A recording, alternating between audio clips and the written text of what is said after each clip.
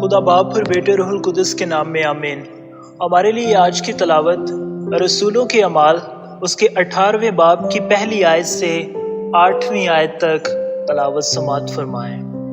بعد ازیں وہ اتینی سے روانہ ہو کر کرنتس میں آیا اور وہاں اکیلا نامی ایک یہودی پایا جس کی پیدائش پینتوس کی تھی، جو انہی دنوں میں اپنی بیوی پرسکلا کے ساتھ اطالیہ سے آیا تھا، اس لیے کہ کلودیس نے حکم دیا تھا کہ سب یہودی روما سے نکل جائیں۔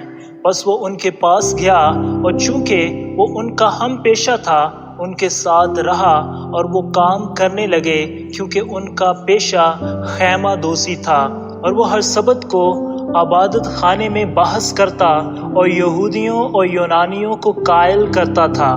تب جب سیلاس اور تیموتھاؤس مقدونیہ سے آئے تو پولس اور زیادہ سرگرمی سے کلام سنا کر یہودیوں کے سامنے گواہی دیتا رہا کہ یسوع ہی المسیح ہے۔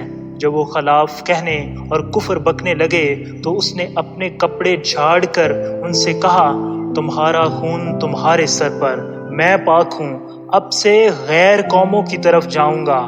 پس وہاں سے چلا گیا اور تیتس یستس نامی ایک خدا پرست کے ہاں گیا، جس کا گھر عبادت خانے سے ملحق تھا، اور عبادت خانے کا سردار کرسپس اپنے تمام گھرانے سمیت خداوند پر ایمان لایا، اور بہت سے کرنتی سن کر ایمان لائے اور بپتسمہ پایا۔